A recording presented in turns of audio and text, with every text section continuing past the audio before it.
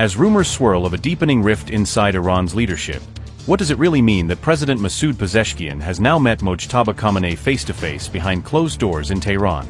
With the usually unseen supreme leader holding a rare 2.5-hour session with Iran's president, is this meeting a simple formality, or a decisive moment to settle who truly runs Iran's war and peace? I got to see our dear leader. I spoke with him for nearly 2 hours. 2.5 hours.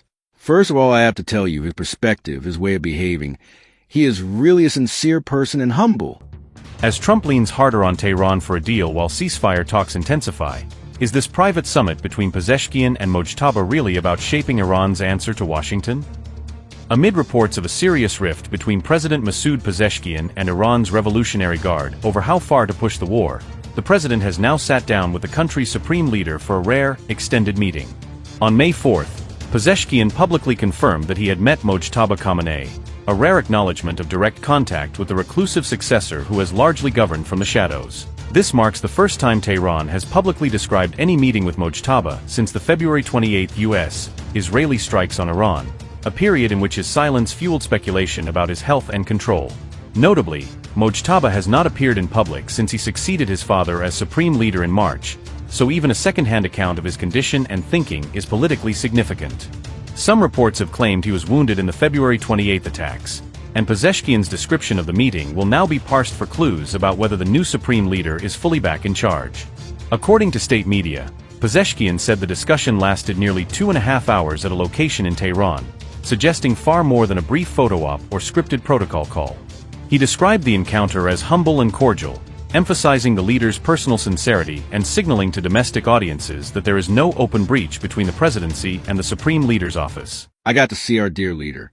I spoke with him for nearly 2 hours. 2.5 hours. First of all, I have to tell you, his perspective, his way of behaving, he is really a sincere person and humble. You need to clarify what needs to be done, how much needs to be produced, what quality needs to be produced, how it should be distributed. What should we do for you as far as laws and regulations are concerned? The timing is striking, because the meeting lands just as multiple reports describe a brewing clash between Pezeshkian and senior IRGC chiefs over Iran's war policy and escalation ladder.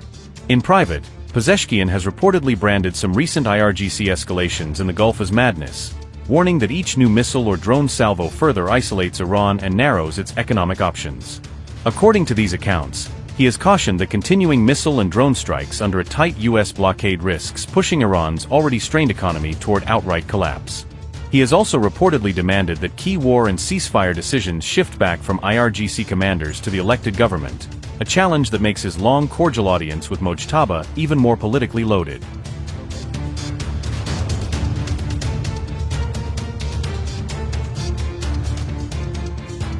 Amid the escalating Hormuz standoff, Iran and the United States may now be moving cautiously toward a possible agreement aimed at ending the conflict.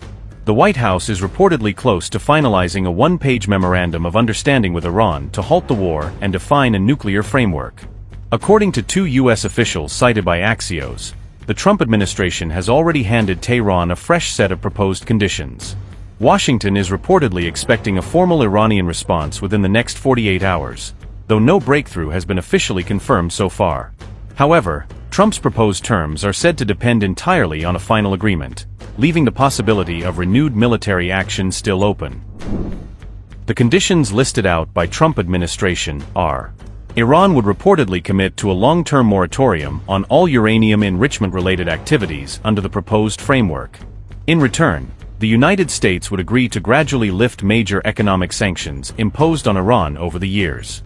Washington is also expected to release billions of dollars in previously frozen Iranian financial assets as part of the deal. Both Tehran and Washington would simultaneously move toward ending the blockade and restoring navigation through the Strait of Hormuz.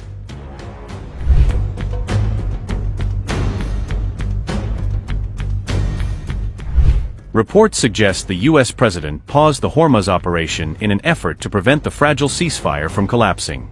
With indirect negotiations continuing behind closed doors, Trump reportedly did not want military escalation to derail diplomatic progress.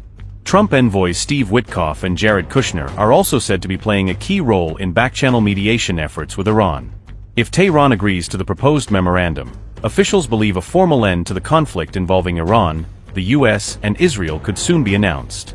A proposed 30-day negotiation window on reopening the Strait of Hormuz and addressing Iran's nuclear activities would then begin.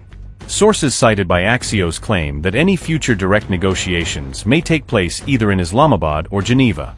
However, if diplomacy collapses once again, the United States could reportedly restore the Hormuz blockade or resume strikes on Iran.